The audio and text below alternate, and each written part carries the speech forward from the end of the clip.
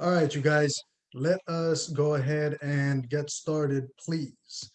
Today is Wednesday, January 20th, 2021. Congratulations to everybody. Happy new presidential inauguration day today. I'm glad that everything was able to transition over in a safe manner without any riots, without any shootings that we know of at the moment. So I'm thankful that everybody is safe. Thank you again for tuning in today. This is our monthly general membership town hall meeting. Joining us today, we have a couple of special guests, and we will get to them sooner rather than later because they also have to zoom out to join other meetings that they have. So let us go ahead and get started right away.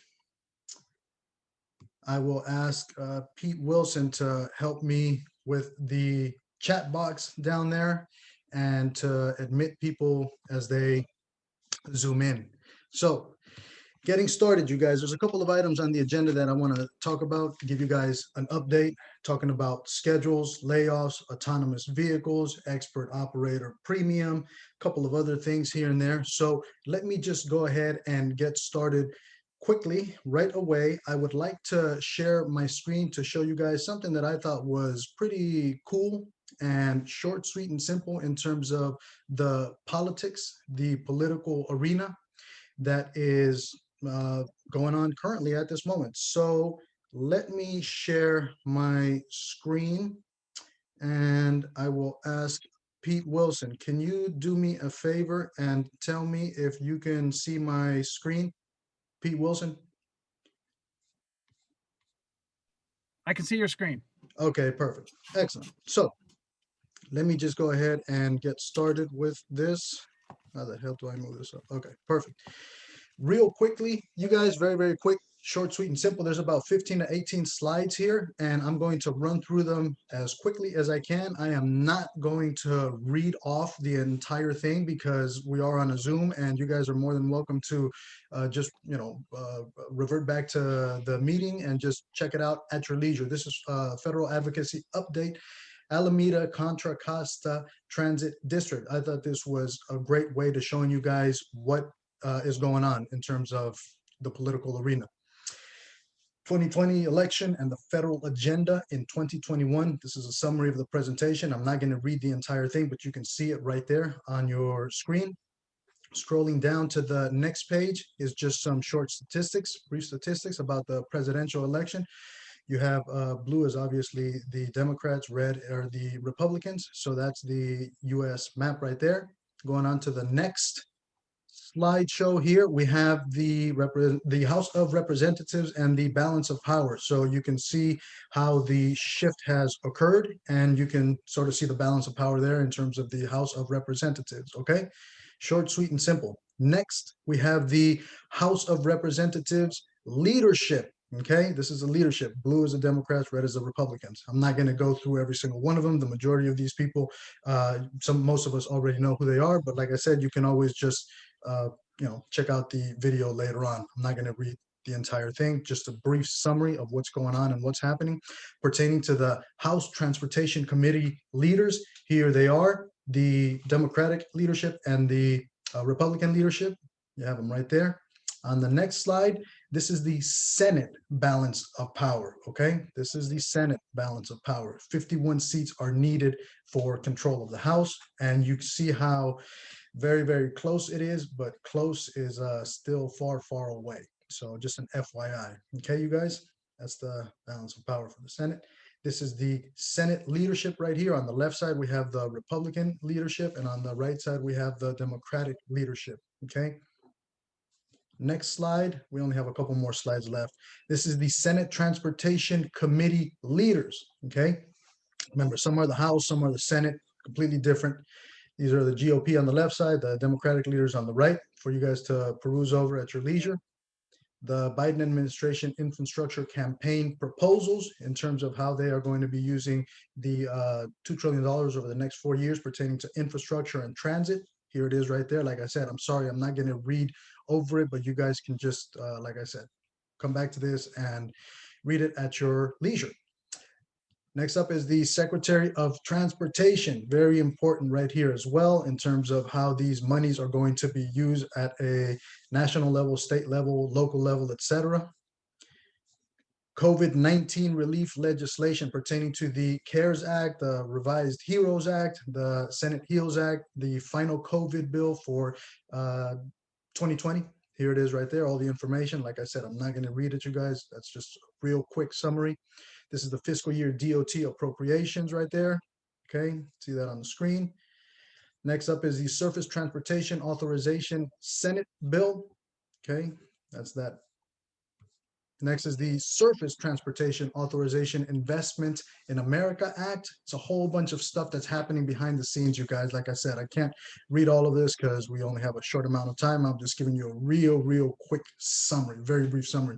Next up, we have the Surface Transportation Authorization House Republican Principles. To some, that might seem like an oxymoron. To some, it might not, but that's for you to ponder over, okay? Challenges in the current environment. There we go right there in terms of will there be another COVID relief bill this year, 2021, how to finance highway trust fund, what can be done, etc. And I believe that is the last slide. Yes, that is the last slide. And I just wanted to share that with you guys in case you guys needed some information about the status of the political world. So that's it in a brief nutshell. You can always come back to it. So there you go, in a quick 5 minutes. I want to talk to you guys a little bit about layoffs, and then we'll talk about autonomous vehicles. Layoffs. In November 2020, there was a huge threat and a real ominous feeling about layoffs. The first group of people that received layoff notices was last month, December, and that were the ATU 1575 Golden Gate Transit operators. Now, I see that on the call we have President Shane Weinstein, ATU 1575 Golden Gate Transit. I asked him to join us today because he's been a very strong, powerful ally of ours in this fight against layoffs.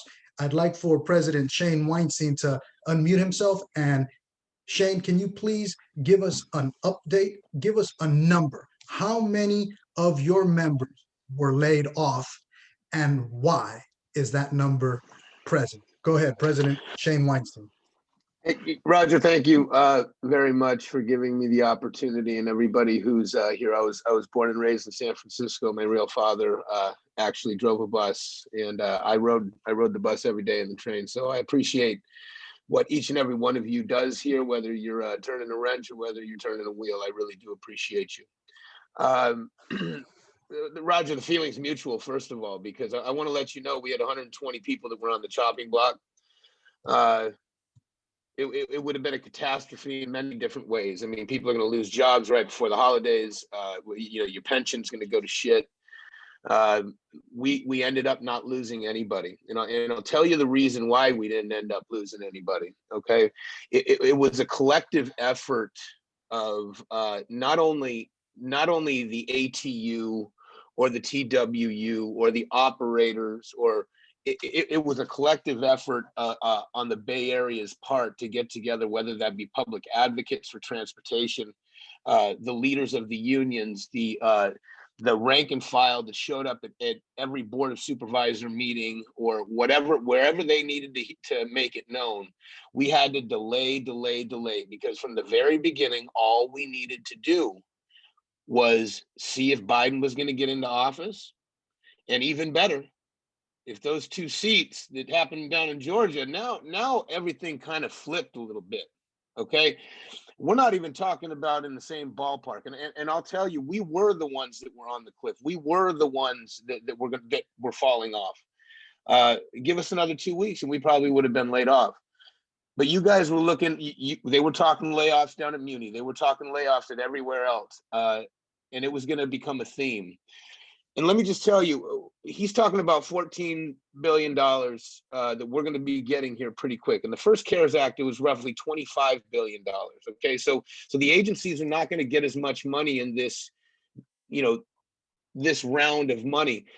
But even coming behind that is in Biden's new plan, which is a $1.9 trillion plan, I believe, there's $20 billion in there for public transportation. Okay, so we are in a totally different ballpark at this time. And had it not been for the advocacy of Roger and Pete meeting up with us all the time, John Courtney, who you're going to meet in a minute, who's the president down at ATU 265, San Jose, VTA.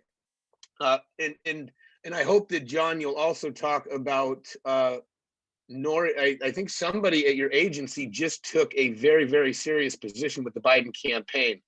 So we will have a spotlight all over the place, and it would be foolish. It would be absolutely foolish because we're TWU workers or we're ATU workers that we don't align with each other. It would be foolish for us not to align with the ferries and all of the other people that make transportation run in this place. We may come up on contracts at the same time where we're running on, we're all going to be fighting the same fight, everybody. Well, these people are going to say we don't have any money. These agencies are going to say we don't have any money. We don't have enough money to give you hourly pay. We're not going to have enough money to put in your pension. They're going to try to come up with anything. We're all going to be fighting those same arguments coming back from the agency. And it would be foolish for us not to align with each other. So, and I'll just tell you how this kind of worked out by happenstance. My general manager contacted me and said that we're going to be picking up and dropping people off in San Francisco. See, we don't do that because now when we're going northbound, we're picking people up and we're taking them out of the city because we don't take business from Muni. Okay. Now, if that was something that was cleared through the union, I'm down to help my union brothers and sisters. But when I called Roger out of nowhere and he said, no, I haven't even heard about that. Just that little happenstance meeting, that's where the relationship with a lot of different people really started. And I think that what we're kind of looking at right now is building a transit alliance throughout the Bay Area where, when we're talking about all of these same struggles that we're all having, whether that be in contracts, whether that be in safety measures for COVID-19, whatever it be, we should all be in it together. For all of us to have these locals just fighting on their own when we can all just get together and get the leaders together, get the rank and file, we should be doing that. And I think that right now, Roger and Pete, and these are very strong advocates and voices, in my opinion. Not that matters to any of you, but I'll tell you that that's the first thing that comes out of his mouth is anything about who he's representing. And I feel the same way about my members. If we continue to build that, we're going to be unstoppable. But the problem is that we're all going to be in a really crappy situation because we're in COVID-19 and there's nobody riding the bus. We're going to have to get people back on those buses. We're going to have to make sure that the people that are cleaning the buses, the people that are driving the trains, whatever it be, that they're in a safe environment. So we got a lot of different fights ahead of us, and we got to do that together. Okay. So, I'd be happy to answer any questions, but I could just tell you, you guys have some pretty good leaders up there, and I really do look forward to working with them and everybody else as we all kind of rise out of this really crappy situation that we're all in. But we got there's light, and it's coming. There's light. So pleasure seeing all your faces. I appreciate what you do as a born and raised San Francisco native. I know what you do, and I know what you guys go through. So I appreciate everybody on the call. So thanks, Roger. I appreciate the time, man. Indeed. Thank you so much for that short, sweet, and simple update pertaining to ATU Local 1575 Golden Gate Transit. The reason you guys on the call that I asked President Shane Weinstein to join us is because I wanted you guys to hear it directly from the source's mouth. How many of his members were laid off? 0. Why? Because we stood together as a union, as a unit, as a group, as a team, supporting, helping each other, helping one another. Even though we're in different locations, even though we're in different unions, even though we're in different cities, we came together. And out of all of the members that were being threatened with layoffs that received those pink slips, 0 were laid off. And guess what? No givebacks. No, we are not taking furloughs. No, we are not giving up our wage increases. No, we are not giving back anything that we have earned. We are not giving back anything that is ours and that belongs to us. Being at the forefront of the fight, being at the front of the line when it comes to providing service, putting our health, our safety, our lives at the forefront of the fight. We're not giving anything back. And I wanted you guys to hear it directly from the source's mouth, from President Let me, hey, Shane hey, Weinstein. Roger, really quickly too. I mean, Yes, sir. Bart's a part of that. Everybody, there's AC. We're not right now. What we're trying to do is, there's a few players in the game right now, but Bart stepped up for Golden Gate Transit. Muni stepped up for Golden Gate Transit, and whenever that needs to be reciprocated, the people that are at Golden Gate Transit that are working that should have been laid off are going to remember exactly what Roger did and exactly what Pete did and exactly what everybody else did. And we'll make sure that comes right back. Okay. So again, Roger, I appreciate it, brother. Thank you. Thank you. Let's hear next from ATU Local 265 VTA Transit President John Courtney. President John Courtney, are you on the call? I thought I had seen you somewhere around here. I think you can just unmute yourself. Let me see. Yep, I Hello, think Roger, I got it, man. there you go. President John Courtney, ATU Local 265 down in San Jose, VTA Transit. Give us a real quick update pertaining to some of the issues that we just talked about. You got it, my man. I didn't grow up in San Francisco. I didn't get to ride the Muni buses when I was a kid. I grew up in Philly, though, and I was on SEPTA. Matter of fact, 10 years ago and 10 days ago is my last time card from SEPTA, Transport Workers Union, 18 years, 4 strikes in Philly. Been out here 10 years, president of ATU Local 265, blessed. A lot of stuff going on, and like Shane said, man, all the stuff that's happening in the good is because of the unions all getting together, a lot of public groups getting together. Something good came out of the COVID, and it was another way that we could all connect and we could all find our forces to get back to the roots of unionism, man, and standing up for each other. And we were ready to go, man. We were ready to go with Shane, and Shane, one of the greatest best leadership I've seen in a long time, man. He stood for his members day after day, and he knew that we had his back the whole time. So it was kind of awesome. And I think we're all a lot of them fights are going to be coming up in the future, and we're going to be all together, and we're going to be united. Your president is responsible for putting together what's called the Blue Collar Task Force, and we're working on some town halls and getting all the Bay Area leadership and transportation together, and keeping it together. And it was a brainstorm of your president, Roger. So we're working on that right now. Really excited about that. Politically, real quick, not only does Biden support transportation and labor. I'm from Philly. He's from Delaware. He is what he is, but he definitely stands up for labor and the working man.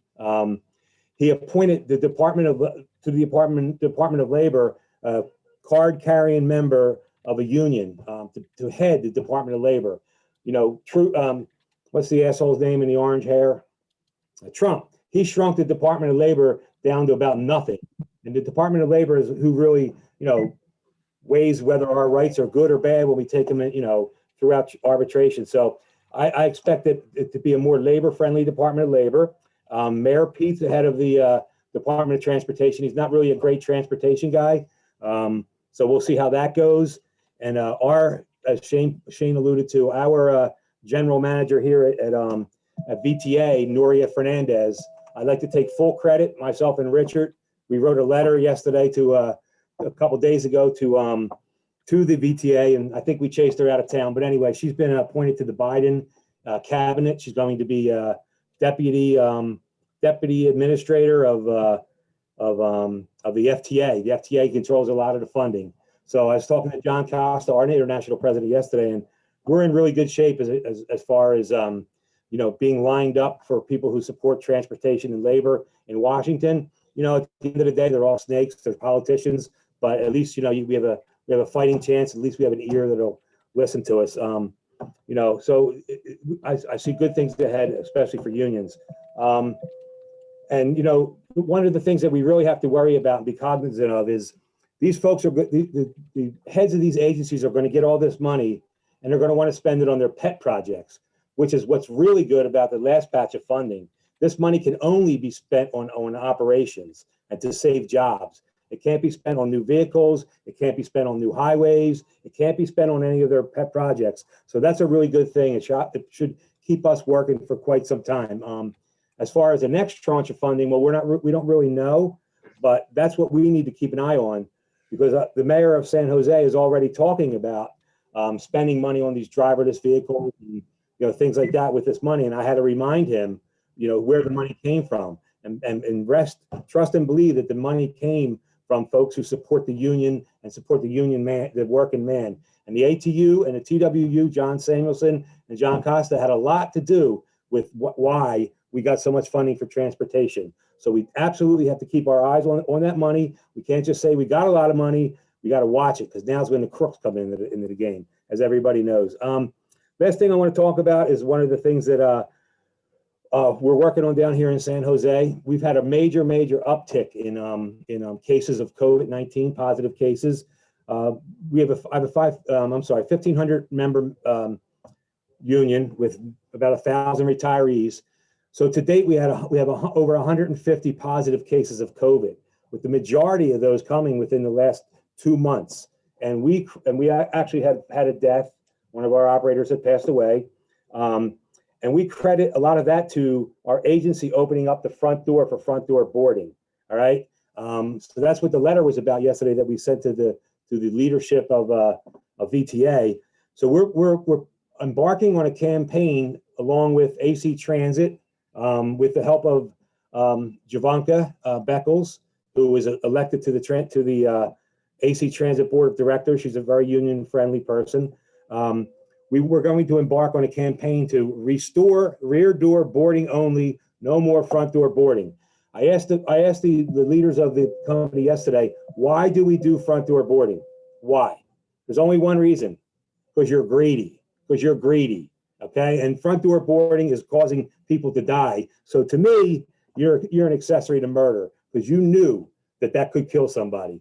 So I'm hoping to get some uni help. We're trying to expand this campaign, and we just got to keep looking out for each other, keep protecting each other, and keep protecting our our jobs and our families and our futures. And I can't say enough about the leadership that Roger has shown, and Shane, and I'm just happy to be tagging along on their coattails, man. So I appreciate you all, and keep up the good work. Awesome. Thank you so much for that brief update, President John Corney, ATU Local 265, VTA Transit. So, you guys, Shane and John, before you guys leave, I want to share something. I want to slightly shift into a different topic of discussion here. You guys might want to stick around just for about another minute or two. I'd like to share my screen and show you guys one of the agenda items that we have here that I wanted to talk to you guys about. Although we were able to avoid layoffs, that was just one fight. There's always a battle occurring here within the transportation agency. Now, I'd like to share my screen and talk to you guys about another real life issue situation that we are going to be facing, many of us in our lifetime. I've heard some people say, oh, this isn't going to happen. Autonomous vehicles, it's not going to happen within the next year, within the next 2 years. You're right.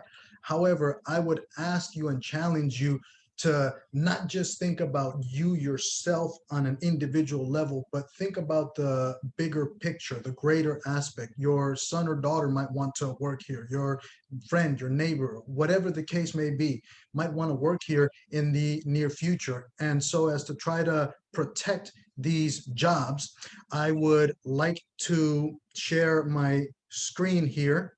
I would like to share my screen to show you guys the reality of what I am talking about. So Pete Wilson, give me a thumbs up if you can see the my screen there. Okay, perfect. So I'd like to show you guys these pictures right here. We'll start with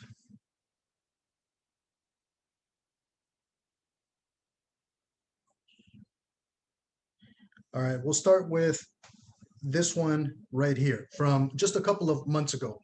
Here it is, Friday, October 30th, 2020. It says, Europe approves the first flying car to hit the roads and the skies. All right, very interesting. Now, let's move on to this next one here. Check this one out, you guys. It says here, self-driving truck completes first cross-country trip from California to Pennsylvania. That's from the one coast to another. Wow. Self-driving truck completes first cross-country trip from CA to PA. Very interesting. Let's go to this next one here. It says, this one is from November 17th. You see that? November 17th, 2020, just about 2 months ago. It says, supervisors decry the lack of local oversight over unmanned vehicles.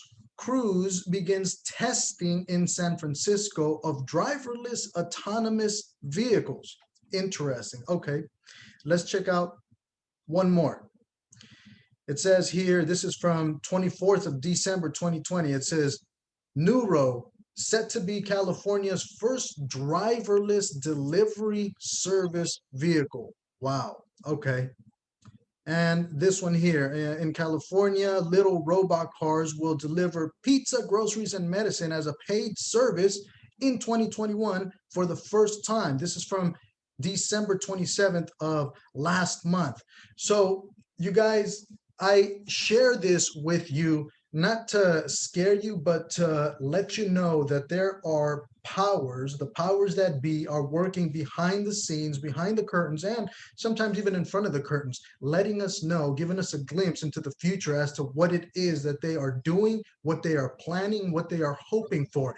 And what we as a group, as a unit, as a union have to do is understand that this is a real possibility, a unfortunate possibility of bringing in or trying to bring in autonomous vehicles into our organization. So although we were able to overcome the problem of layoffs, another problem is in front of us. And this, unfortunately, is indeed one of those problems. Are they going to do this within the next month, within the next year? Probably not. Are they going to do it within the next 2 years? Probably not. But it's a foresight into what they are planning. They being obviously the powers that be. And this is yet another issue that we are going to have to try to tackle to the best of our abilities by coming together, organizing ourselves, educating ourselves, and building these coalitions, building these groups. The blue collar task force that we created last year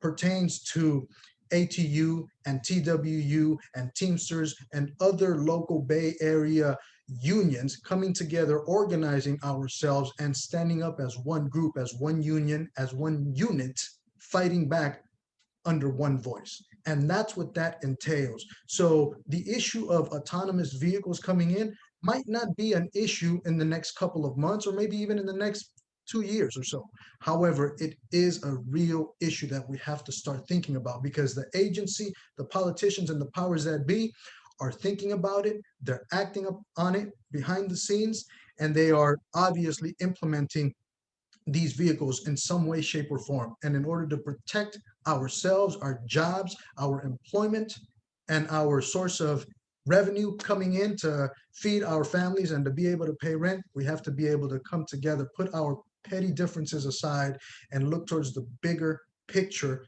in front of us. With that being stated, I don't know if President Shane Weinstein or President John Courtney are still on the line. Don't know if you guys if you guys want to say something briefly about this. Hey, you know what? Really quick, everybody, we better fight like hell to make sure, just like on every mass transit vehicle, whether it be a train, plane, or whatever, that we need to have a professional somebody in one of those seats to make sure. I mean, these are the fights that we're going to have to go. If we're going to go autonomous and they want to robot us out, we got to make sure we put ourselves in a position where, you know, a butt's in the seat, and we gotta make sure we continue to turn wrenches. So again, Roger, I really appreciate you. I saw Richard on here just a minute ago. So Richard, hi. And we'll talk to you real soon, Roger. Probably on Friday. Right? Roger, hey, Yes, Shane, sir. let me just jump in about autonomy. Sure. For many of us who weren't in the union at that time, Shane, who worked with you collecting tolls on the Golden Gate Bridge? Those were members of TWU 250A, folks. So everybody remembers when the bridge switched over to, why don't we call it autonomous toll takers? And now they've done it to the Bay Bridge. They were not our members, but the Golden Gate Bridge people were. And that was a unit we lost because they made it autonomous. It's Indeed. for real. It's coming. It's for real. That's for sure. Thanks, Pete.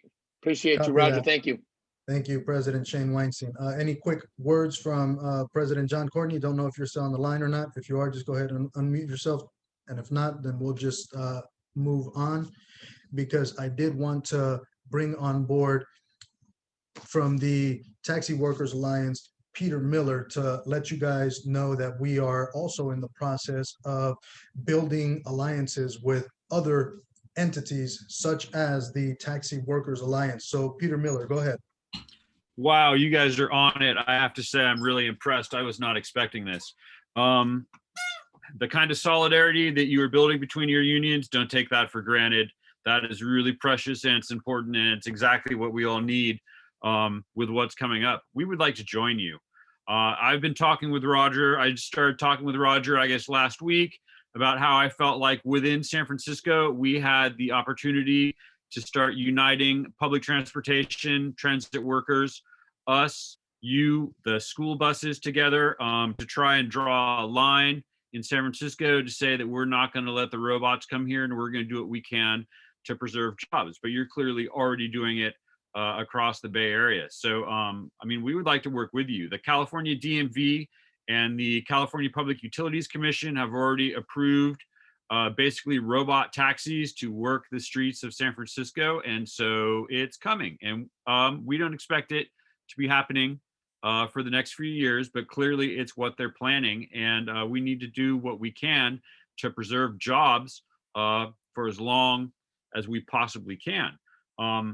So, I mean, that's fantastic. The Taxi Workers Alliance, San Francisco Taxi Workers Alliance, just to tell you a little bit about us, we are part of the National Taxi Workers Alliance, AFL-CIO. There are 5 chapters of the National Taxi Workers Alliance across the United States. We represent 3,000 taxi drivers in San Francisco who are under immense hardship right now. Taxi drivers are independent contractors. We are not employees. So we're not dealing with layoffs. We're just dealing with a tremendous drop in income from the lack of business on the streets. Lots of people are just collecting unemployment. They're not working.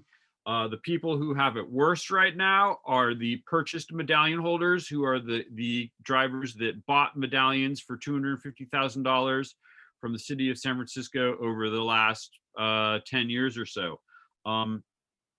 They're being foreclosed on by the San Francisco Federal Credit Union, and we are up to at least 70 foreclosures that I know of before Christmas, and we have heard that it has continued, but we don't know how many it's been since then. It's too much. The credit union is foreclosing on drivers who can't pay their medallion loans and taking them away. They're basically worthless at this point. There's nothing that the credit union can do with them. They can't sell them. So we're not quite sure why they're even bothering to do it right now.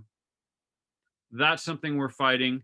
The SFMTA yesterday voted to restrict our access to Market Street even more than they had previously. We are not allowed to operate in the transit lane anymore. And every 3 blocks, we're forced to make a right turn off of the street. And they are doing this to try and make it safer for bicyclists, but the entire plan is half-baked. And I just really don't think that they understand how taxis operate and the hardship it is going to place on taxi drivers if we're restricted on Market Street. Things are already bad enough. There are sweatshop conditions in the San Francisco taxi industry. People are saying it is a city-sponsored, sharecropping situation at this point for the people who bought a medallion, and they're going and making things even harder for us. It's really unfortunate. So we would like your support. I'd be happy to talk with people and answer questions and find out, what you know about this, what you think about it. And that's kind of what's going on in San Francisco. I would like to say that my role in the Taxi Workers Alliance is coalition building. I do outreach with other community organizations. And on this level, I am working with people around the Bay Area and also nationally. Nationally, I'm working with a group called Labor Network for Sustainability, and we are organizing Transit Equity Day as a national town hall discussion online to talk about what's important with transit. Transit is a civil right for passengers, workers' rights, and why transit is important for the environment and about climate change. And going through organizing for this event, it has been leading us to make a lot more bonds locally. And in the Bay Area, we're actually now talking about forming a Bay Area Transit Justice Alliance, which is a coalition of labor activists, environmentalists, and writers. So that's kind of what we're up to. And that's really all I have. If anybody has any questions, I am happy to answer them. And I want to thank Roger for inviting me to speak here today. Thank you for that, Peter Miller from the Taxi Workers Alliance. Feel free to stick around at the end for a couple of questions if anybody does indeed have any questions for you.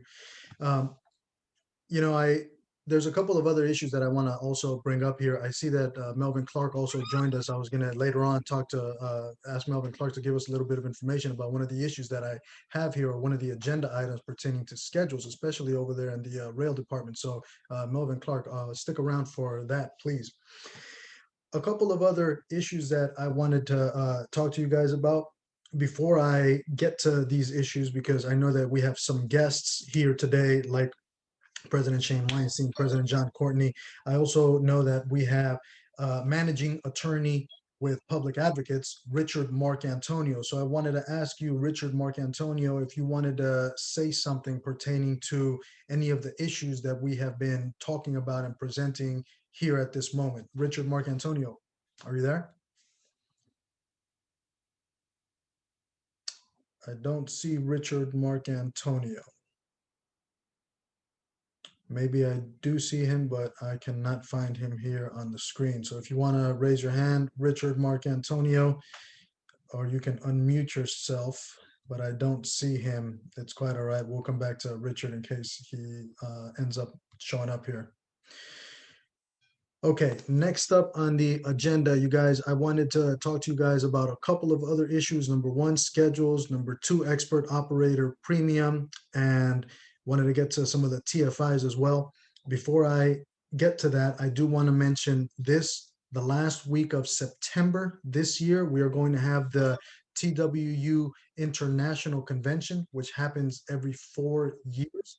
And we will be sending out some information as soon as we receive it. For those of you that have assisted, that was 4 years ago. And this is where you get to show up as delegates. And I believe it's always held in Las Vegas. Everything is paid for. So if you guys want to get a little more involved pertaining to the local union and or the international, this would be a great way for you guys to do it.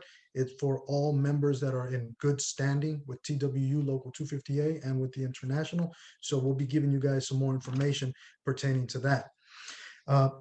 In terms of expert operator premium, I'd like for our treasurer, Michael Dennis, to unmute himself and give us a little bit of information pertaining to the expert operator premium.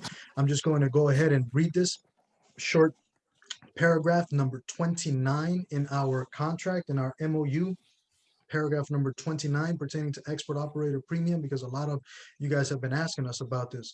It says, and I quote, commencing with the second full pay period in January of each year, eligible full-time and part-time operators shall be paid an expert operator premium of 3% of the hourly rate of pay per hour under the following conditions. So feel free to go ahead and read that, you guys. This 3% is extremely, absolutely significant. And I want to reiterate that one more time, because we were able to change it in the last contract negotiations from a dollar figure to a percentage. What does that mean? Let me give you a real quick explanation about this. For the last 20 years, expert operator premium has been 50 cents. For the last 20 years, it's never once increased at all for 20 years, right? Follow me on this. Now that we change it to a percentage, it's now 3% of your rate of pay. Now that it's a percentage, every single time that you get a raise, a wage increase, that percentage is going to increase automatically. So last month, you were making a certain amount of expert operator premium. You were making 3%. of your base hourly rate of pay. That was last month in December. Now in January that you got a raise, you got a wage increase, now your expert operator premium is 3% of your new rate of pay. So the beauty of having a percentage in there is that it's always going to increase itself whenever you get a wage increase. Think about what that means in terms of time, in terms of money, and in terms of everything else that unfortunately we've lost in the past 20 years because people were like, oh yeah, it's 50 cents, it's 50 cents. That's awesome. That's awesome.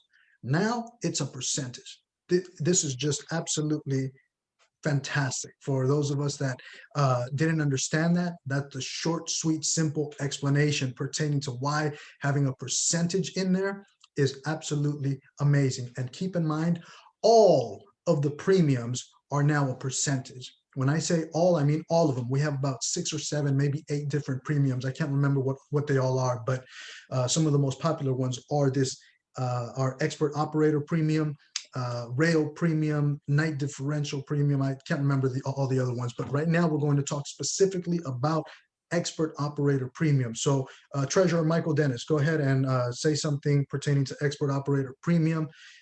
Go ahead and unmute yourself. Okay. Yep. Okay. Thank you, Roger. Yeah, I just wanted to say that I agree with that switching it to the percent causes the raises, it causes to always go up automatically. And not only that, Roger, 3% is a lot higher than it used to be. 3% of our new rate is $1.15 an hour. So very recently ago, it was only 50 cents an hour, and now it's $1.15 plus guaranteed increases every time we get a raise. So that was a tremendous win to get that in the latest contract. Now the expert operator for this year it goes into effect January 9th, the pay period that starts January 9th and ends January 22nd. So you'll see that on your February 2nd paycheck. If you're qualified and if they have you listed as an expert operator. So if you feel that you meet the qualifications and you should be on it, check your paycheck. You'll see it as a premium on your paycheck stub. And if it's not there, see your chairperson, because they have a list of everyone who is supposed to have the expert operator. If you're also not on the list and you still feel like you qualify under the terms of the expert operator, you need to submit right away a request for reconsideration form, and your chairperson has that as well. So we need to get those forms in right away. We'll submit those to Human Resources, and they'll take a second look at your situation, and they'll either put you on expert operator pay if you qualify for it, or they'll give you an explanation as to why not, and you can go from there.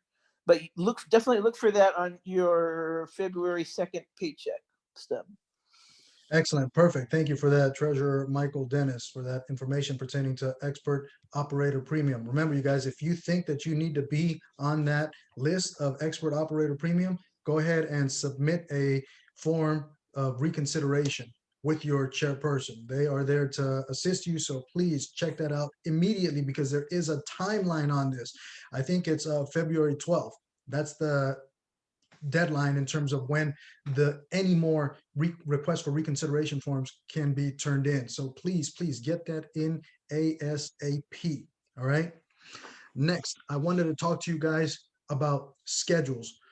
There are a couple of mock T-line schedules specifically over on rails, and this does not pertain just to rails. I'm just using this as a point of example. And if we have Melvin Clark, I'd like for Melvin Clark to elaborate on this a little bit more, because with these mock T-line schedules, what's happening is obviously they're unrealistic schedules, and the agency is basing that obviously in terms of putting together our future schedules. And what we are seeing here is, unfortunately, we're still seeing a lot of some of our operators that are running really, really hot, fast, running over switches at 15, 20 miles an hour. Now, if I'm not mistaken, I believe that the LRVs are supposed to stop at all of the platforms. I don't remember if they're supposed to open their doors or not. However, if we continue rushing, I can most certainly guarantee you that these unrealistic schedules are going to continue becoming worse and worse in terms of the time that it takes to get from one place to another. We are doing this to ourselves, and some of our union brothers and sisters have seen it out in the lines. So I would like for veteran operator Melvin Clark to give us a little bit of information pertaining to these schedules, specifically the Mach T lines, and how damaging it is for us if we continue to break the law in terms of speeding up and down the rails. Melvin Clark. Can you hear me? Can everyone hear me? We can hear you, Melvin Clark. Okay, good evening and a happy new year to everyone. Yes, I want to say about 30 years ago, and when I came in, they used to have these runs before the checkers. Well, the checkers was there. What they do was a mock run to keep them. We are doing a job for them. As you notice today, the mock runs, they don't have checkers out there.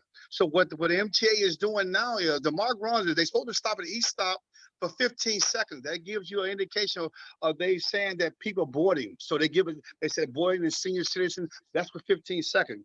If operators try to run from point A to point B, for example, in Embarcadero to Sunnydale, and what are they doing? They're rushing. So they're skipping these stops. So MTA said, well, great. They're looking remotely saying, hey, they're doing a job for us. We don't need no checkers. So what operators don't realize is when the run come out on the 23rd, they already crying about time now. They say, well, we don't have that much time. Okay, then don't do their job for them. Stop, wait 15 seconds and move to the next zone. Don't bunch up. So as a result, what operators are doing now, they're crying. Now on the 23rd, if I'm correct, they may use the August 22nd schedule they were supposed to use. And they didn't use it. But what they're going to do is we are doing a job. They don't see no checkers out there. So what we're doing, the operators need to slow down, because if they don't, what happens? MTA say, oh, great, look, they're making this schedule from point A to point B. They are not factoring in. They will say they is. They're not factoring in operators stopping, senior citizens, people boarding off for every 15 seconds. That's the normal. So back in the day, they should do these little things here. And all of a sudden, people start running and running. They start crying. And so back then, you had a lot of people that moved up through the ranks that was downtown. They gave us a little play and said, okay, we give you some minutes back. But now you have people here that's taking data only. All they see is data. So you can cry all you want. So I tell operators, don't blame the unions, because see, you're doing your own job and we are our worst enemy. Slow down. When you're doing these mock runs, this is the last week for green. When you're doing mock runs in the future, stop, wait 15 seconds, move to the next one. That's what they want to see. Take your 702, because they say they factor it in, but they only factor a couple of minutes in. If that, they just tell you this, all of a sudden you're going crazy. So we will see this Saturday when they come. So any mock run, stop, wait 15 seconds, go to the next.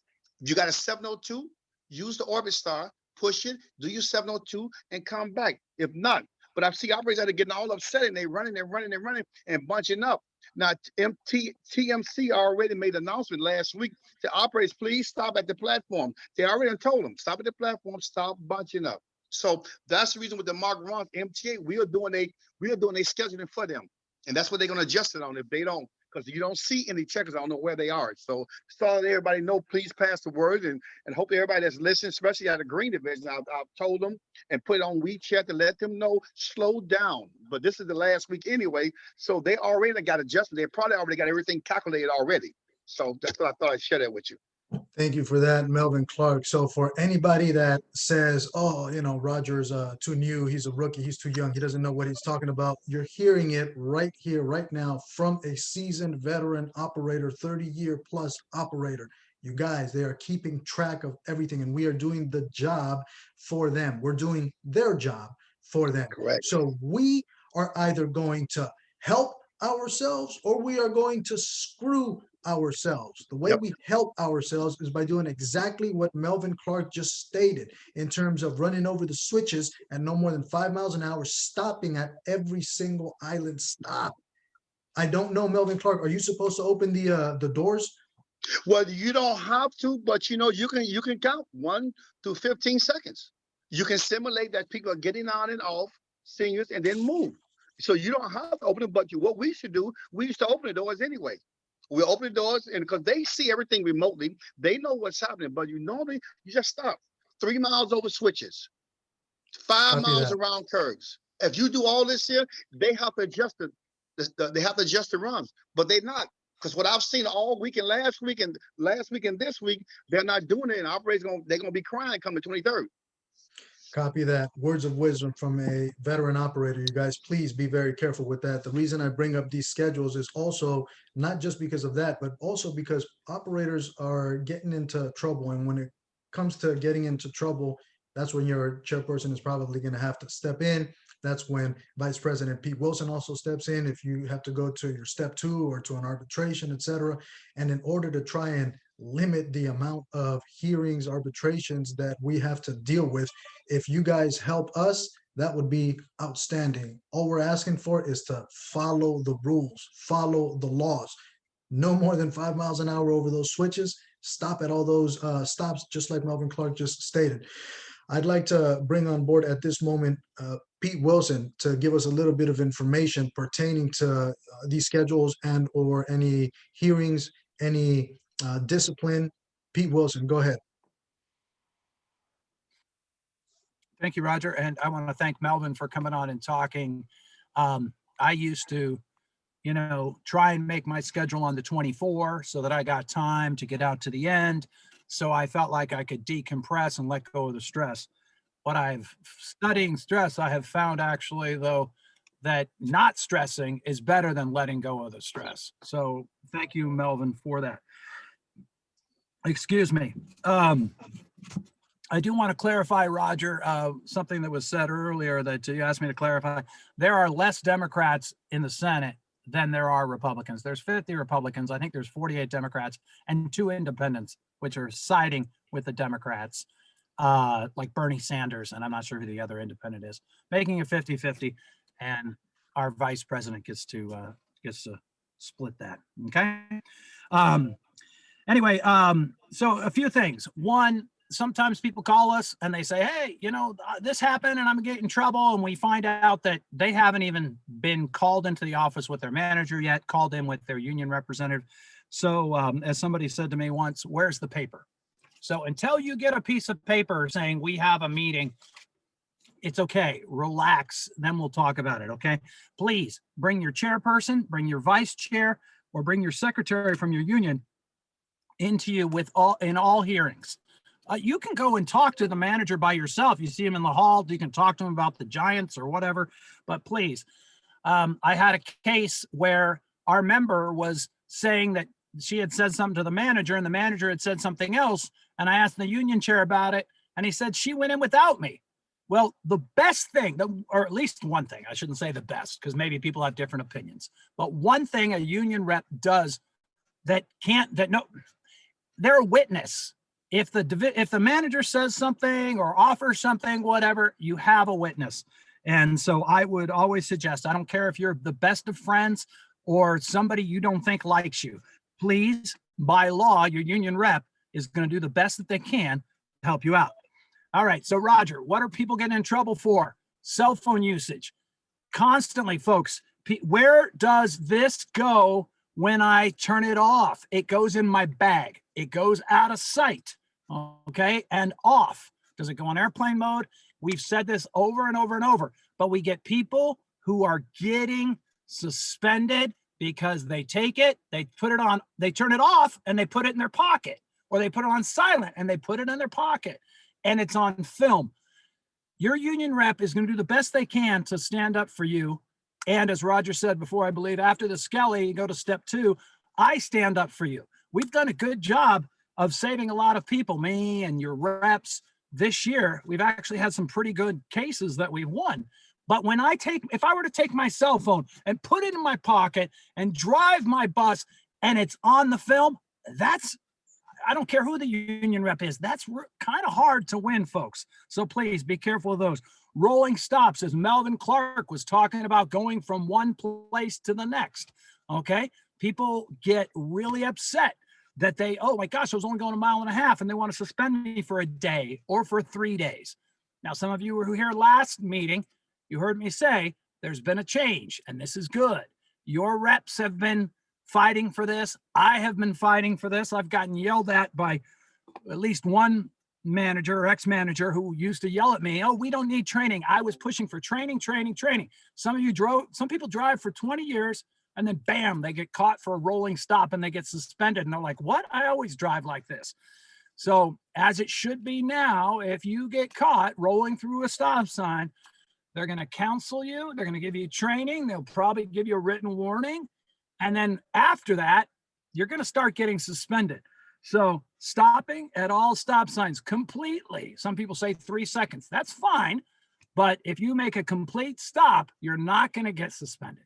You're not going to get suspended. And not only that, it'll add a minute or two to your trip. And I don't know how long a minute of overtime is like $1. So a minute is like 60 cents for us folks. I haven't calculated it since the raise. Do not be afraid to turn in your overtime slip and avoid those suspensions. AWOL. Okay. It's in our contract. It's been in our contract for years. Read it.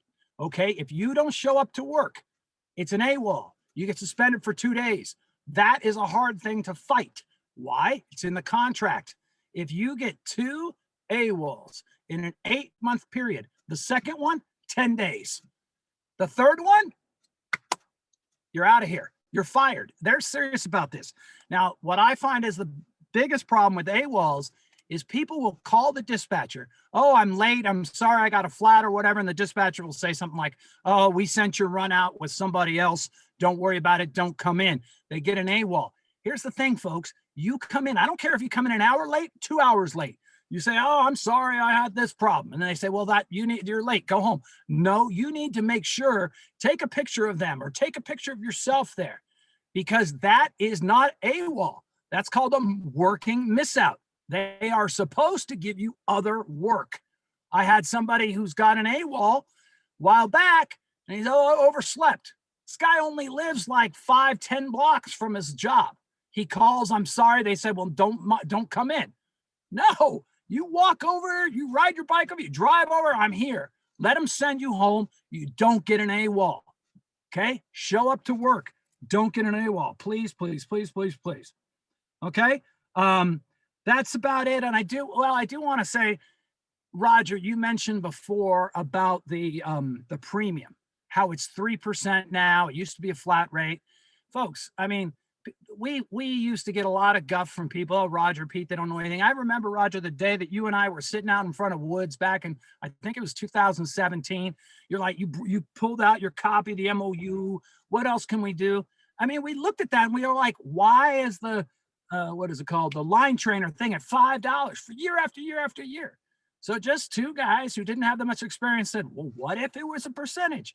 So I get lots of comments from people or suggestions from people. And some of them, it's like, well, that's a city issue, or that's a this issue, or we'll look into that. Every once in a while, they get some great little tidbits. Please email me. Posting it on Facebook is not the platform for me to get excellent ideas. If you email at pwilson@tw.org, I can take that. I can take it. And then it's on the TW platform and we know that it's there. All right, Roger, it was great to have everybody here. Those other leaders, John Courtney, TW 234 out of Philadelphia, as he mentioned before. That's awesome. He's now a member of the Amalgamated Transit Union. Where do you guys think the A comes from in TW 250A? There used to be 2 unions for Muni. One was ATU and one was TW 250A, or TW and TW 1 out. So, but we need to stand together strong. So thank you, Roger. If anybody has any questions, feel free to reach out.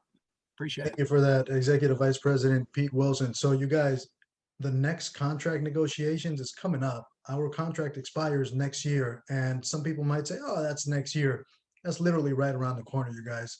Think about the month of January. We're almost through the month of January. So in a couple of months, we're going to be putting together the contract committee. And if you have any ideas, suggestions, recommendations, however weird or out there it might seem, please let us know, or join the contract committee, which when we put it together in a couple of months, so that we can all brainstorm about how to make our overall general working conditions better, safer for all of us as a group, as a whole. Please, please. Okay, you guys? Roger, right. I'm sorry. I'm sorry. One other thing, I did post on Facebook and people have reached out to me that Michael Dennis and I were in a conversation today with some people from management. We've been fighting hard, and I told some people that I was trying to get it so that you could put floating holidays on holidays. It actually is alluded to in the contract. We're having some issues. And unfortunately, I don't think we're going to win this for this year's sign up because it's already in effect. But that is something that we're working on for next year, that you'd either be able to put a floating holiday. And the head of payroll is like, why would you want to do that? Dude, you have vacations off. Half of our people don't. And I know that people sign up at vacations or at vacation time, at holiday time. They say, can I have it off with just 8-hour pay? And some of them get it, but we're fighting for it so that some people will be able to reserve to have the holiday off and tell their family, especially the newer operators that don't get holidays off, and tell their family they got the day off. So just a little update on that. Oh, Roger, other important thing, sign up for your vacations, folks. When you sign up now, Luke Jones, I noticed, is on here from Escalades Creek. He told me that he knows how to, if you sign up for a week and tell him I want to use 5 floating holidays, he can put it in. Some of the other chairs might be able to put it in as well.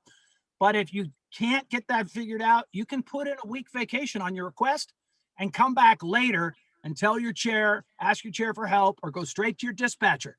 And you say, oh, that week of June 6th, I don't want to use vacation. I want to use 5 of my floaters. And bang, you just save 5 vacation days. You can't cash out the floaters, but you use them instead of vacation. And what can you do with vacation when you retire? You can cash them out. Okay, thanks, Roger.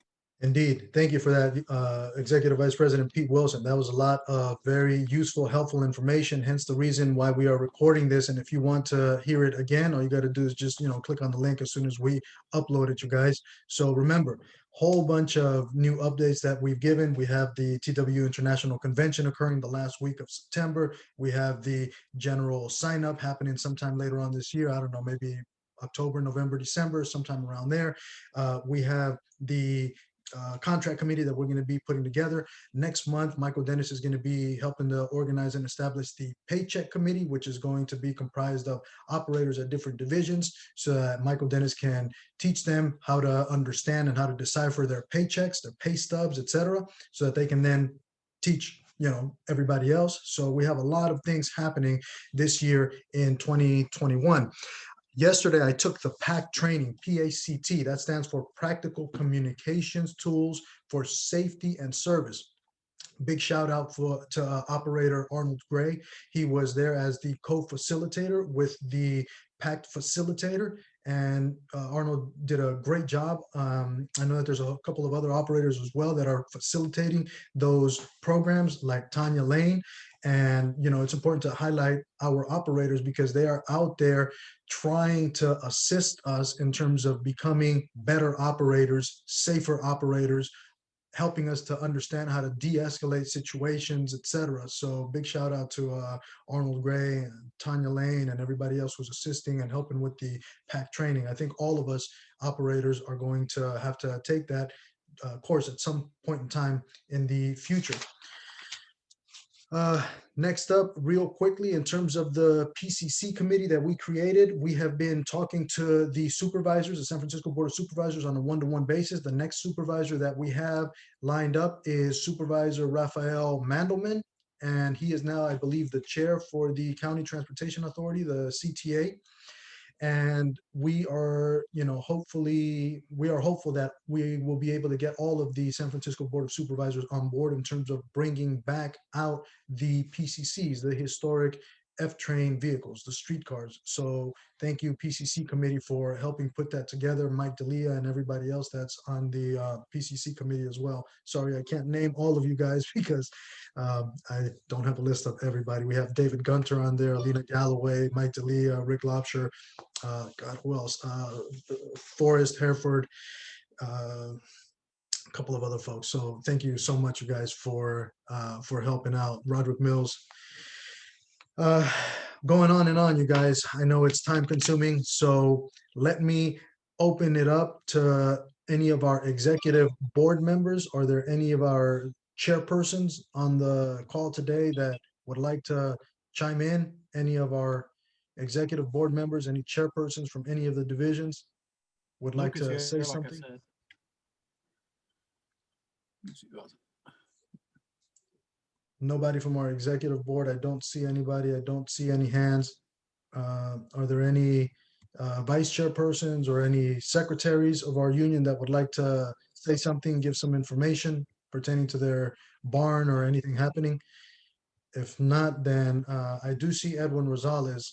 He is the shop steward for the 9132 Transit Fair Inspectors. Oh, we have Chairperson Jones from Azaleas Creek. Please go ahead, unmute yourself. Chairperson Jones. Where did he go?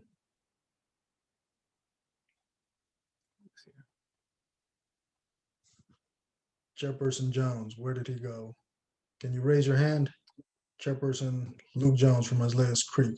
I had him on the call. Oh, there he is. He's Oh, hand. there he is right there. Okay, there you go. Go ahead and unmute yourself, please. Chairperson Luke Jones from Azaleas Okay, Creek. yeah, wouldn't let me unmute. I just want to let everybody know. So our W-2s came out today. You have until the Tuesday to pick them up. So I don't know if everybody's, I know ours was delivered to our division today.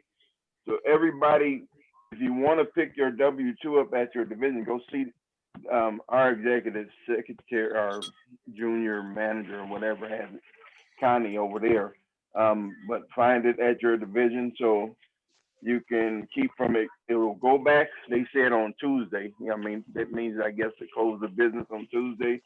And after that, they'll try and mail it to you. If you're waiting for the mail, make sure your address is correct,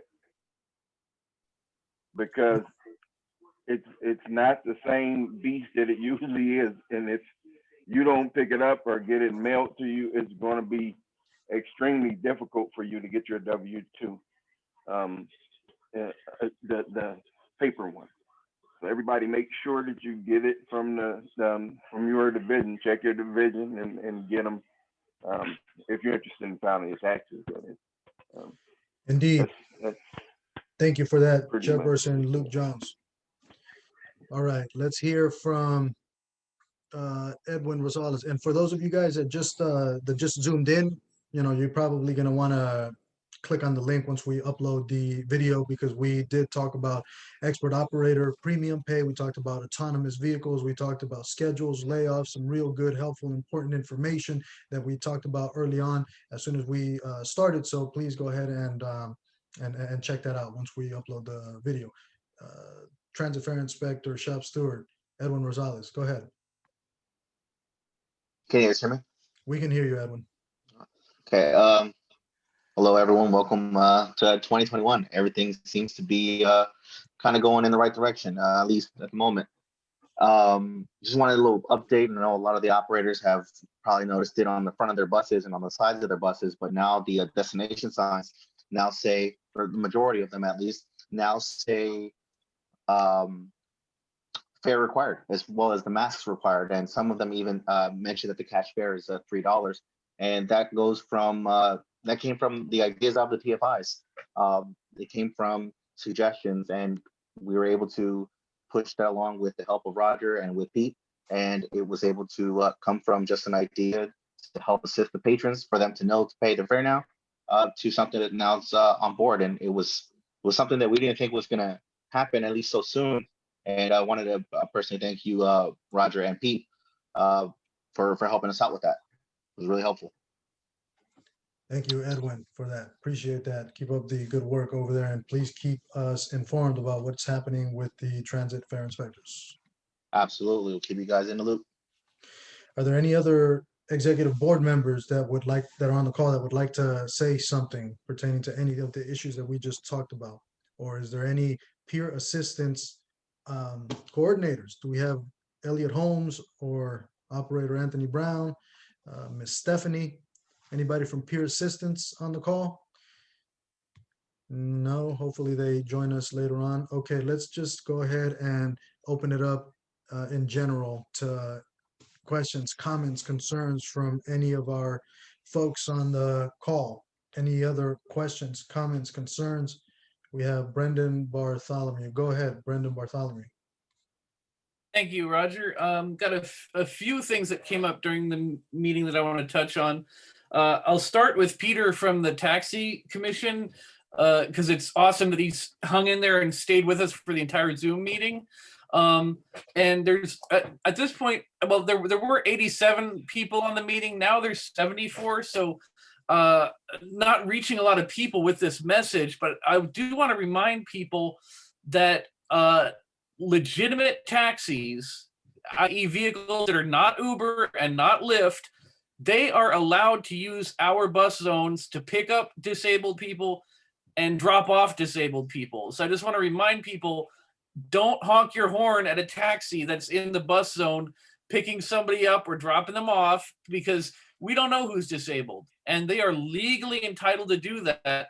And, you know, we got to have some respect for these taxi drivers, because their enemies are the same as our enemies, that being Uber and Lyft, whether it be autonomous Uber and Lyft or Uber and Lyft that's exploiting a gig economy worker. Either way, let's have some solidarity and recognize the fact that those cab drivers have a right to be out there. And again, don't honk the horn at them if they're dropping somebody off in a bus zone, because that person might be disabled. Doesn't matter if you see a wheelchair or a walker or not. A lot of people have invisible disabilities. Back to that subject of autonomous vehicles, I think it's really important to understand we're not going to lose our job to a 40-foot long, 8.5-foot wide robot bus. That's not how this happens. And it doesn't even necessarily have to happen as a result of a city like San Jose or San Francisco saying, oh yeah, we want to have robot buses. What happens is you lose market share. Most of the companies out there designing autonomous semi-public transportation vehicles, they're not trying to make a 40-foot long bus. They're making these pod-like things that might carry 8 people at a time, or 10 people, or 15 people at a time. And these autonomous pod-like things, you know, they will steal our market share, even if they are privately owned. And, you know, just like how Uber and Lyft are stealing our market share.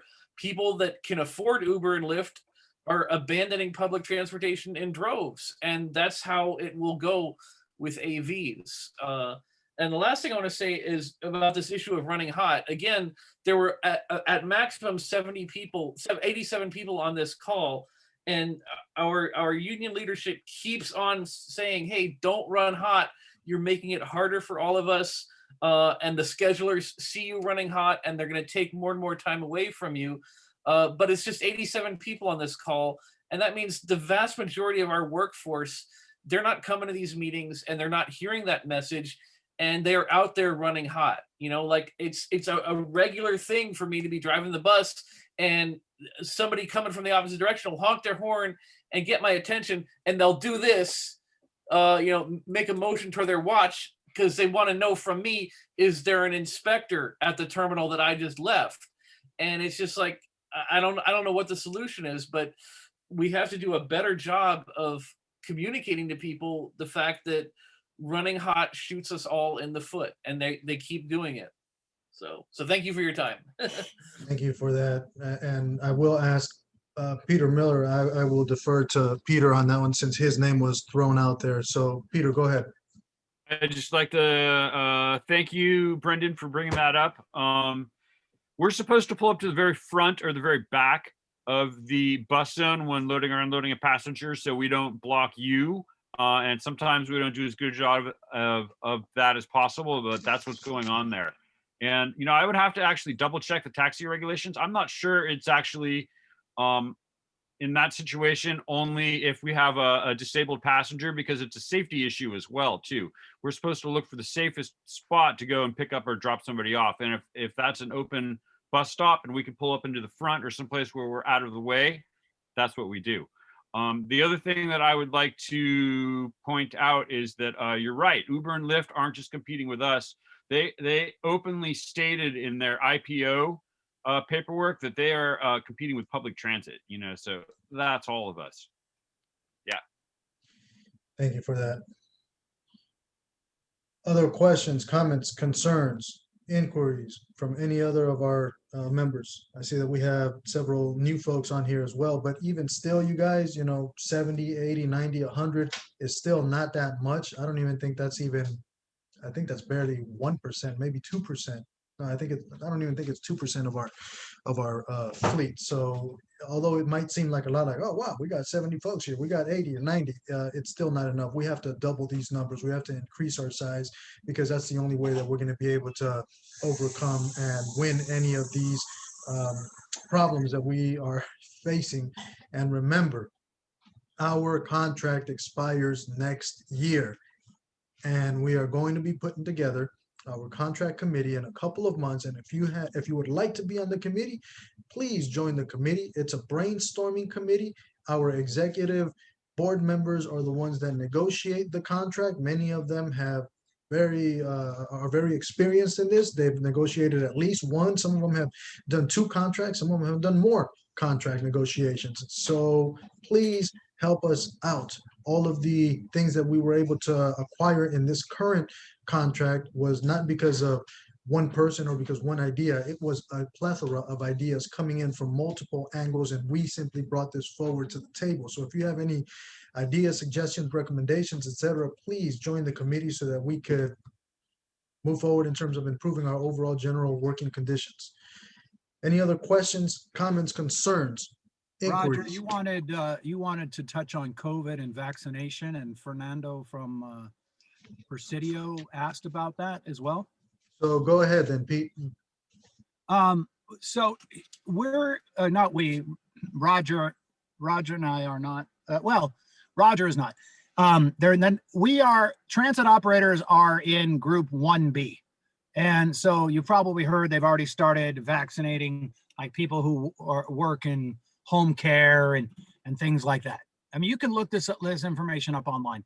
Home care people, transit operators are 1B, and also people over 50, I believe, are in 1B. So whilst I'm not a transit operator at this time, not working for the SFMTA, I mean, we probably could, but they're not giving us a definite date. You guys read the news. Oh, they wasted COVID shots here. They wasted them there. So you will know. You will hear from the SFMTA, and you'll hear from us. Okay. And I was working with 3 operators out of a certain division. Talked to them yesterday. The issue was the 3 of them were in their ghillie room, and somebody came in and was talking to them and tested positive. So these 3 guys were told by the city not to come to work, to quarantine for 2 weeks. Now, these guys had already used their COVID sick hours. 2 of them, I believe at least, had used them because they had no childcare. So they had used it earlier in the year. So if you get quarantined by the city, then you are supposed to use your COVID hours. After that, you do not need to use your sick hours. Well, this is if you got quarantine, not meaning you have COVID, but meaning you know, Eon Jackson, I'm going to use you because you're up there in my window. So let's say Eon, I was sick and Eon got it from me, or not got it, excuse me. If Eon and I were hanging out and they say, oh, Eon's exposed because Pete Wilson was sick, right? Then Eon is told that he's got to stay home for 2 weeks. Well, that's not Eon's fault. So you use your COVID hours if you have any, and then after that, you go on paid administrative leave. So these 3 people, this had not happened to these 3 people. I talked to somebody from the SFMTA, and they're going to be contacted tomorrow. So they'll get their sick hours back, and they will get paid administrative leave. Okay, so if there is contact at work and you're quarantined, that's how it is. Okay. Thank you for that, Executive Vice President Pete Wilson. We got 2 union members that would like to say something. We have Serge, and then Eon, and then Sam. So go ahead, Serge. You're up. Hey, what's up, Roger? Can you hear me? We can hear you, Serge. All right. So is it okay if I tell you guys some personal information? I told you already, Roger. Personal information is your personal information, and whoever you would like to share it with is up to you. I'm just telling you guys, I want to tell you operators, man, I've been wearing my mask since the beginning of this pandemic. I haven't really hung around with nobody.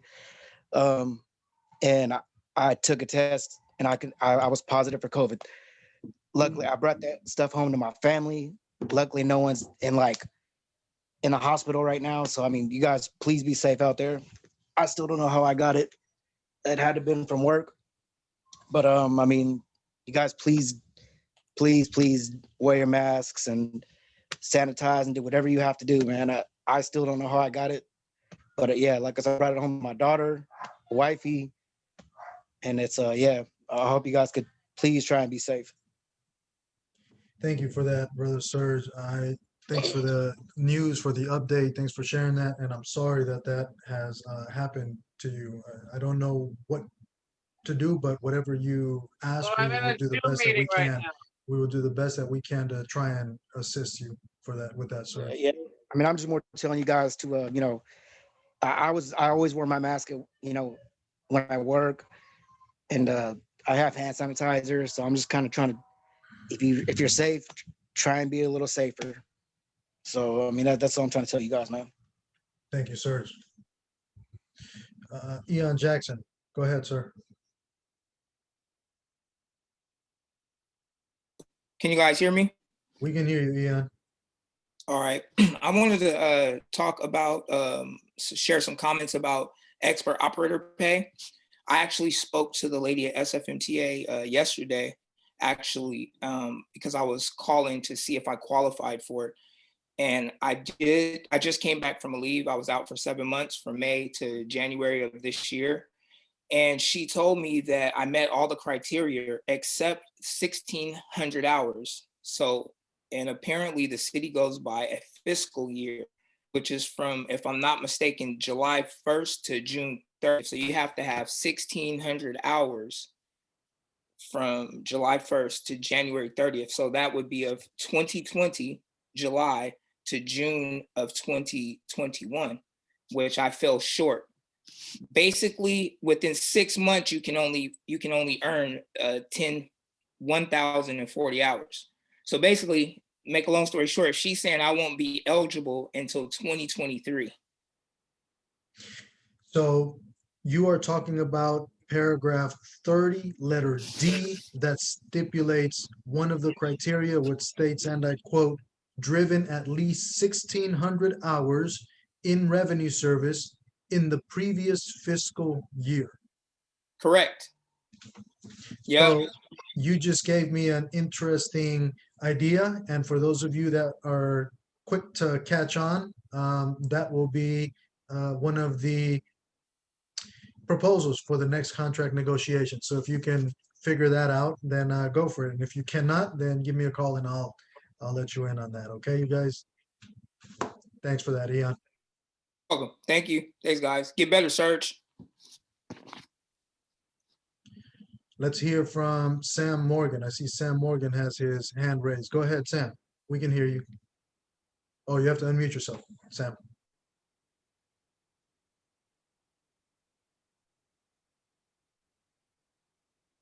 Can you hear me? We can hear you, Sam. Okay, just to touch on with the COVID and what Pete was saying earlier. I don't know if you guys know, they have new positions through DSW.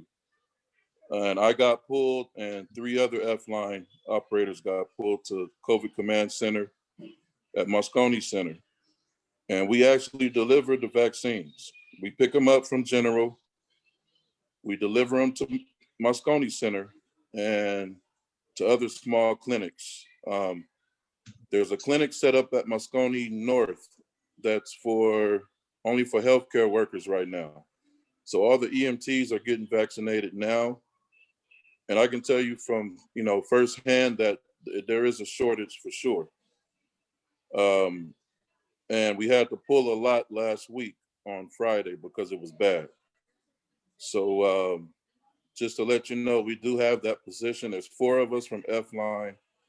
It's called Logistics, COVID Vaccine Logistics Coordinator. And we actually pick up the vaccine and deliver it to different clinics. I didn't want to do it, but they told me you can't turn down a DSW assignment because it's obviously it's a higher exposure from being an ambassador or being a car cleaner or being doing portal security. So having to go into the hospital, having you know, it's a much higher risk. But I can tell you that the nurses are happy to see us. You know, they clap when we drive up. It's a totally different experience. So, but just to touch on what Pete was saying, it's not in our tier yet, but there is definitely a shortage. So I just wanted to share that with you guys. Thank you so much for that information and for that update, Sam Morgan. I salute you and all of our other union brothers and sisters that are out there doing that work and providing that service. Thank you very much. I'll be giving you a call later on today or tomorrow to, inquire a little bit more about that. But thank you, Sam. Any other questions, comments, concerns, inquiries, suggestions, recommendations pertaining to anything that we've talked about or anything new that you would like to address right here, right now?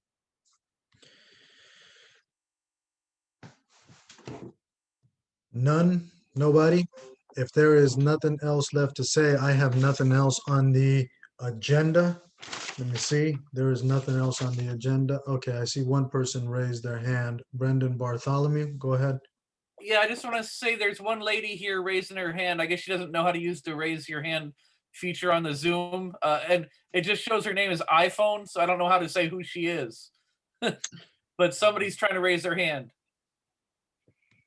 Let me see if I can find somebody with iPhone. Oh, I see somebody with iPhone right there. It says that they raise their hand. Okay, go ahead and unmute yourself, please, and give us your name and your barn, what division you're from. Go ahead.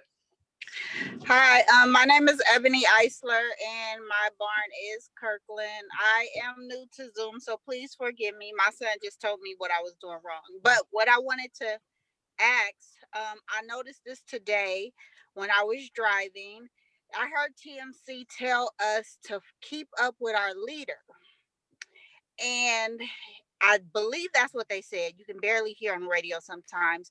But if that is the case, a lot of times our leaders are running hot. So I've learned to pace myself to get to my terminals in a timely manner and not go early, because I've been threatened to be written up for being too early. So is this something you guys are aware about, that they're telling us to keep up with our leaders? So I will defer that to our Executive Vice President, Pete Wilson. But Ebony, before Pete Wilson answers that, I do want to just say this. When I was driving the F trains, sometimes, not sometimes I would get a message over the radio, just that said, we need you to move up 6 minutes. We need you to move up 10 minutes. And I was already running late. I wasn't about to speed up for them. I would just say, copy that.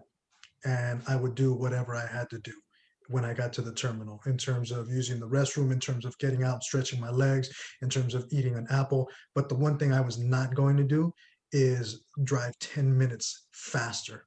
So just an FYI, what I would do is say, oh, copy that. You want me to move up an extra 15 minutes, even though I'm 20 minutes late? Yeah, copy that. No problem. Hang up. And, in the name of health and safety, I know what is best for me, for my train or my bus, for my run, my route at that particular time. So just an FYI, just an FYI. But I will defer back to Pete Wilson on that. Yeah, before he answered, I just wanted to say I was a little shocked that was even stated, because we're being told to keep the schedule, and a lot of us in keeping the schedule, or what we think we're keeping, we're getting to the terminal early. So I'm just like, it's kind of a lot of mixed messaging. That's what my concern is. But I am pacing myself, and I'm not driving fast, doing none of those things, and I am taking care of my own personal needs. Good. Pete Wilson. Thank you, Roger. I just wanted to say two things, and thank you, Ebony, for the question. This is for everybody. This is not just for Ebony. Okay. We have switched to headway schedules. For those of you who were at Potrero when I started out there, well, I started at Flint, but I went to Potrero 8 years ago, 7.5 years ago. Those of us who were there, we did a headway schedule on the 22. Okay. Headway, and now everybody's on headway schedule, is my understanding, except for some shuttles and the owls. Okay. If you don't know what a headway schedule is, and many of the supervisors don't, okay, we've had some conversations where I have been a little rude to management, to managers. These people, Roger and I are in an office, and Michael in TW, our union office, all of your union office. Right next to it is 200, TW 200. That's the supervisors. These guys had no idea what I was talking about headway schedule because the agency has done a poor job of informing the supervisors or managers. So go to ops website, and last time I looked, it was in the upper right-hand corner. Educate yourself on what a headway schedule is, okay? If you look at the new schedules, the new paddles that are coming out, they better be there. I haven't seen it, but they promised me this, and they showed me what it's going to look like. It is supposed to say approximate end time, okay? On a headway schedule, you have a departure time. Don't leave early unless they tell you to leave early. That's simple. Don't leave early unless they tell you to leave early. And then you just drive. You do what you do. You, Ebony, do not have scheduled times. Them telling you that, they're wrong. They're uneducated. Well, they're misinformed. Okay? So if you lose a leader, they might say, Ebony, oh, Roger's 10 minutes behind me. Michael was 10 minutes. Michael broke down. So now Eon is 20 minutes ahead of me. They're telling me I can move up 5 minutes, get in between. That's fine. But if somebody's telling you to, in any way, making a statement like that, that infers to speed up, Ebony, when you get a chance, you write down the time and the line. And if you recognize the voice, it's fine. You can put man's voice, woman's voice. I don't know. No, maybe not. Just the time that it was made. And I will pass that information on to management and say, we do not want these types of comments coming that it will encourage our operators to speed up. So please fill up my box with those kinds of comments. I appreciate it. When people put on Facebook, oh, they told me this, they told me that. I can't do anything with that. But at 3:11 on Tuesday, TMC said, hurry up. Why are you so late? That I can use. Thank you. Okay. Thank you. All right, let's hear from Omar Miller. Yo, Roger, quick question. Any word on cable car coming back up yet? No, unfortunately not. One of the things that we are working on is slowly but steadily bringing back out more service out on the road. So bringing back the LRVs, obviously this month, bringing back the PCCs in a couple of weeks. Hence the reason why we created the PCC committee to help to get the support of the Board of Supervisors to help us bring back these vehicles back into service. And after the PCCs is the cable cars. So for the moment, unfortunately, there's no timeline on that. I would like to see them come back out this summer or in the fall.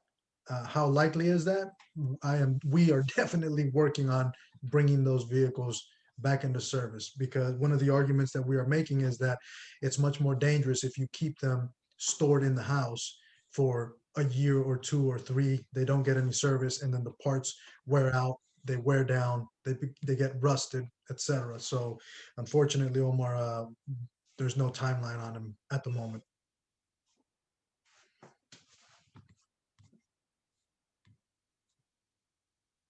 Omar, are you muted? Did you mute yourself? I think Omar Miller must have muted the phone. All right, Omar, we can't get you. Let me see. You're going to have to unmute yourself, Omar. Okay, I just wanted to know what was going on, man. We're trying to get back to cable car, man. Indeed. Hang in there. Stay strong. Stay safe. We'll get, we're working on bringing all of the vehicles back into service. All right. Let's see. Anybody else? We got Melvin Clark. Go ahead, Melvin Clark. Melvin Clark, you got to unmute yourself. Hey, good evening again. Once again, I just want to echo what Pete said, and also the message goes out to Ebony and all the operators that's new or don't know what a headway is, especially when headway is. It's right. You estimate time, leave on time. MTA is built on intimidation, as was Muni, but MTA is more. they'll make announcements and tell you to move up, or they'll call you and say, okay, check. As you said, it stated, just say check. Okay. If the inspectors say anything, because most of them don't know what a headway is, as Pete just said, 200 next to him. I've asked them, you know what a headway is? No. When they have big events, sometimes they put you on headways, and sometimes they'll tell you, but they won't. So operators out there, do not rush. Just when they tell you, okay, check, thank you. But they already know. They don't look. They see you 10 minutes down. They see you 15 minutes down. They're going to see if you're going to jump on it. Because if something happened, I was told by Central to move up 10 minutes fast. Yeah, but you're the captain of your ship. You got in an accident. So now you're going to pay the price. So yes, that's what a headway is. And Ebony, so when they tell you to say, yeah, okay, hey, you do the best you can. Okay, check, thank you. But that's what it is. When you move up, you leave on time. After that, estimated time to get you there. Because they know what's happening with the event going on. You're not going to keep your current schedule. That's all I want to share. No, hey, Brother Clark, let me ask you something. Can you back me up on this?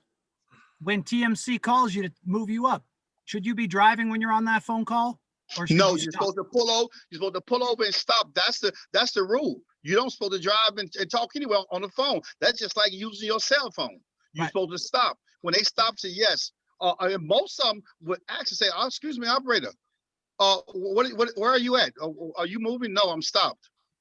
Okay. Yes, that's the rule. If you get in an accident while you're talking to Central, that's on you. So operators, keep aware. If Central call you here, we've been trying to reach you. Yes, I was operating the train. I was operating the bus. I couldn't talk to you at the time. Now I'm stopped. What do you want? Exactly. And if you're half a block or a block from a bus stop, I just wait. I wait and they'll call me again. They'll say, hey, we're calling you. I don't answer till I pull over. Yeah, I was driving. That's right. They'll even come over the PA, the mic, the PA. Oh, yeah, coach so-and-so, train number so-and-so. Yes, and we've been trying to reach you. Yes, I've been operating. Yeah, they're there to support us. Exactly. We're not there to support TMC. They're there to support us. So that's what that headway is for Ebony and everyone else. Just say, yeah, check, thank you. That's it. And the inspector talk to you. Some of them won't come over the air no more. They'll send an inspector. What's operator? You was told to move up 10 minutes. I'm doing the best I can. If they got any sense, they'll say, yes, I understand. But yes, don't get yourself caught up, lose pay, or lose your job because they're going to tell you, no, we told you when it's safe to do so. You should know better than that. So that's right. So when they call you, wait and pull over. That's the protocol. Pull over and then answer your phone when it's appropriate, especially in the zone. Indeed. Thank you for that, Melvin Clark. Let's hear from Deidre. You have to unmute yourself. Hi, can you hear me? We can hear you, Deidre. I received a notice in my paddle that we are doing all door boarding again. Have you guys been told that? What's the deal with that? Roger, I was going to talk to you about it, but our schedules did not meet today. Somebody gave me a copy of that, and we need to speak to Julie about that.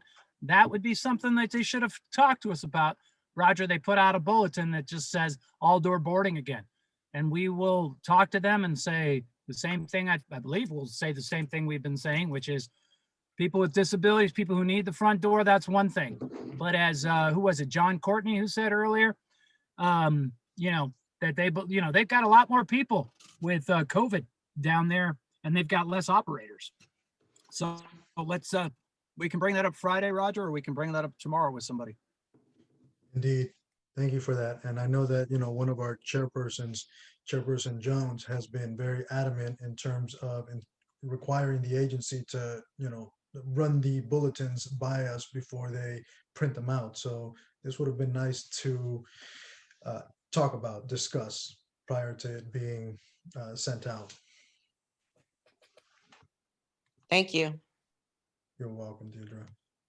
Other questions, comments, concerns? Because there is nothing else on the agenda. I'm in a meeting right now. Get your own water. All right. Brendan just stated that he has. Have him get me a water too, Brendan. Brendan was unmuted. He is now on mute. Okay. Does anybody else have any other questions, comments, or concerns? Suggestions, recommendations? Nothing else? I have a suggestion that Brendan say yes, dear, next time. All right, you guys, I guess if there is no other questions, comments, or concerns that I can see of here, we will go ahead and adjourn the meeting. You guys can just go ahead and unmute yourselves and say hi, bye, congratulations. It's all good. Go ahead, you guys. Have a good night. All good, man. All good. Get well, everyone. Stay safe. Great meeting, Roger. Pete. Thank you, Mama. Thank you, everybody. Thank you, Executive Board. Great. Hey, Roger, you know how long this sign-up's gonna last? No idea. No. No idea. Who was that, Nick? No idea. No idea. Don't know how long. Well, we have no idea. Typically, Roger, it changes in the summer because of school, right? And all the schools are out, so. Right. Have a good night, everyone. Good night, you guys. Well, Thanks for stay zooming in. safe. Okay.